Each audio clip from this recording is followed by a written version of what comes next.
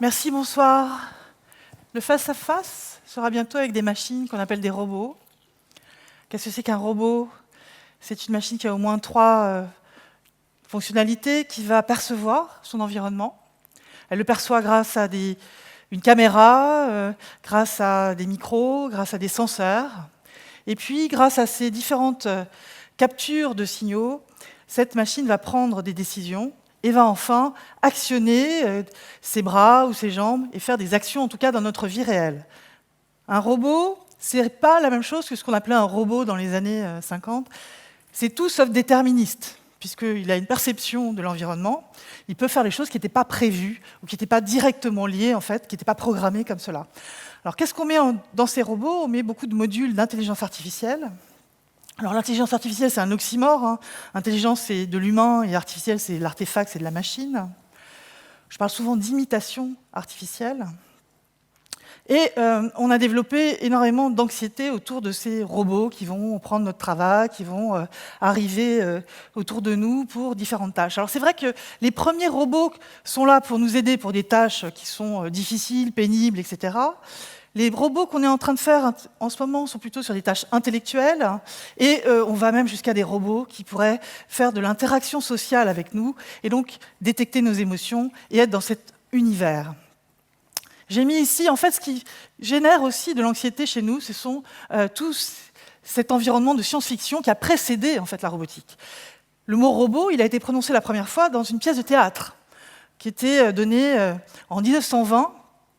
Et donc le scénario était fait par Caleb Capel. Et le mot robot vient de robotas, serviteur, esclave, qui vient donc du slave. On a vu différents films qui marquent les esprits et qui font qu'on a l'impression que ces machines vont être très intelligentes, vont avoir une conscience, vont avoir des émotions. Si vous vous rappelez le film Heure, par exemple, qu'on voit en bas, la personne s'attache à une machine et la machine s'attache à l'humain aussi. Et d'un seul coup, dans le film, il y a un point essentiel qui arrive où la machine dit qu'elle est amoureuse de X milliers de personnes. Et à ce moment-là, c'est une espèce de rupture, de dissymétrie, et l'humain se dit « bon là là, qu'est-ce que c'est que cette relation ?» Real Human, c'était intéressant aussi, c'est une série télévisée donc en Suède. On voyait des robots dans différentes utilités dans la vie de tous les jours, que ce soit pour aider les enfants pour leurs devoirs, ou pour aider des personnes âgées, ou encore comme robots sexuels.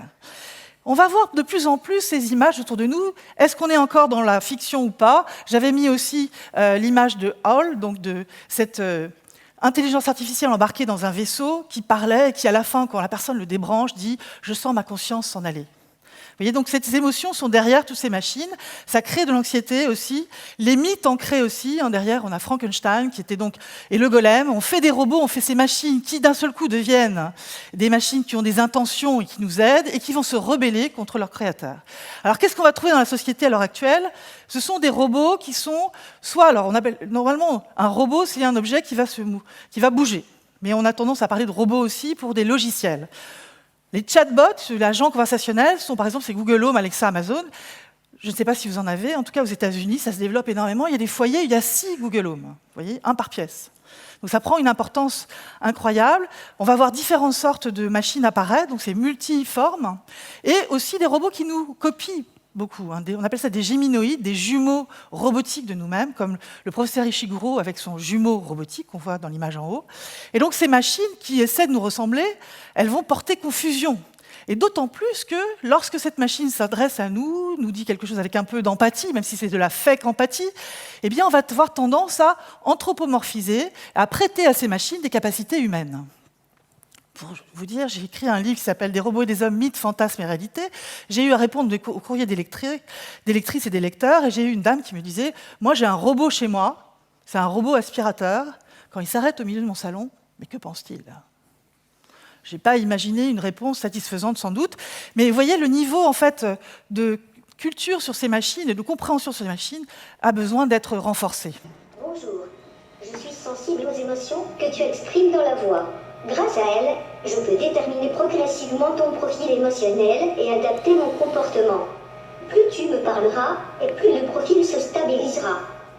D'accord, c'est une bonne nouvelle, ça, Nao. Tu as l'air assez sûr de toi, globalement assez satisfait, assez expansif, et tu as l'air assez posé. J'adopte donc un comportement amical. Voilà ce que je fais dans mon Tu as laboratoire. l'air sûr de toi, globalement très insatisfait, très réservé, et tu as l'air très posé, J'adopte donc un comportement directif. Donc on travaille sur la tessiture de la voix, la prosodie, le timbre de la voix, donc la hauteur du ton, le rythme, pour extraire en fait des expressivités émotionnelles. Alors évidemment, ce ne sont pas nos émotions qui sont cachées, on va détecter que l'expressivité. Donc il y a beaucoup d'autres travaux en multimodalité sur l'aspect facial, sur les actions, etc., qu'on va pouvoir détecter aussi. Pourquoi on fait ça? On fait ça pour adapter le système à chaque personne et faire qu'il va répondre différemment.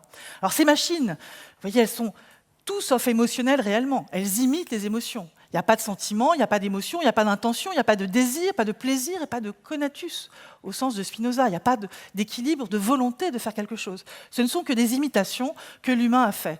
Mais par contre, comment va-t-on réagir en face de ces machines si au quotidien, on a des machines autour de nous qui jouent des émotions et avec lesquelles on sera en interaction? Est-ce qu'elles vont nous isoler des autres? Est-ce qu'on va être dépendant d'elles? Regardez au Japon. Donc cette personne vit avec une machine qui est un hologramme, donc ce n'est pas un robot à proprement parler parce qu'il ne bouge pas, mais c'est un chatbot, donc un agent conversationnel. Vous voyez, c'est cette espèce de fée clochette qui pourrait ressembler à un Tamagotchi, si vous vous rappelez un peu ces systèmes. Elle est là pour lui, donc elle prend soin à la maison et elle continue toute la journée.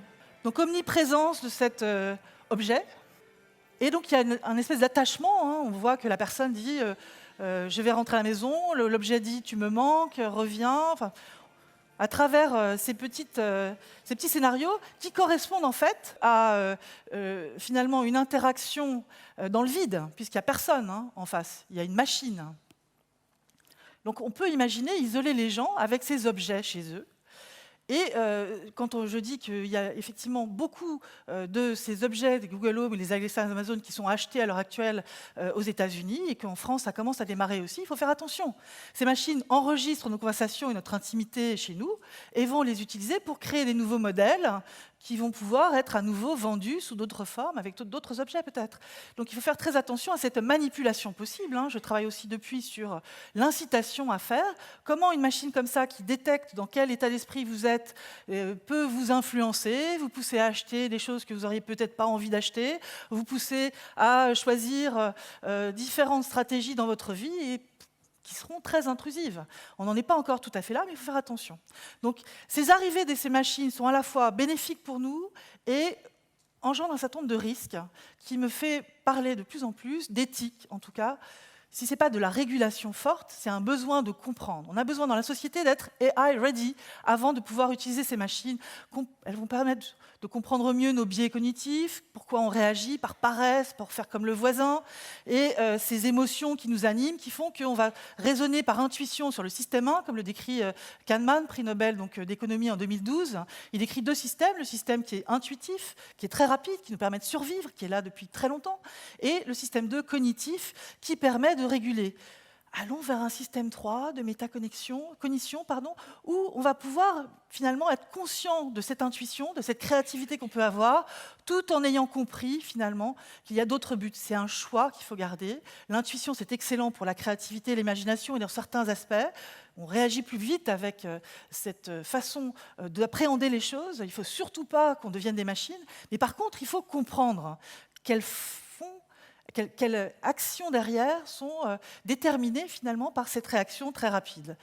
Je finirai par un point très positif. J'ai utilisé ces machines pour aller faire des enregistrements avec des personnes âgées, dans des EHPAD ou à l'hôpital Broca, avec des gérontologues, avec des psychologues. On peut aider, assister, renforcer les gens qui perdent la mémoire, qui perdent le langage grâce à ces machines. On a vu aussi des expériences extrêmement intéressantes avec des enfants autistes. Donc il faut absolument que l'on arrive à être suffisamment conscient de ce que font ces machines pour les utiliser au mieux dans la vie de tous les jours.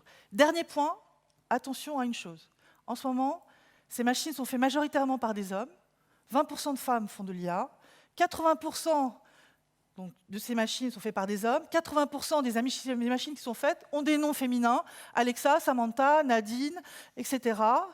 ont des corps de femmes jeunes, des voix jeunes. Et on va être entouré de ces machines qui simulent finalement des servantes, des assistantes et des rôles subalternes. Je pense que sur la représentation des femmes, il y a urgence à dire qu'il faut faire des machines, masculines et féminines. En tout cas, on les genre forcément, donc il faudra faire attention à cela. Et j'encourage les jeunes femmes à venir dans ce domaine qui est pluridisciplinaire. On fait de l'informatique, mais on ne fait pas que ça. Et la modélisation, en tout cas, des émotions sur machine, c'est quelque chose qui demande de s'intéresser à la psychologie, à la philosophie, à beaucoup d'autres choses. Venez sur ces domaines.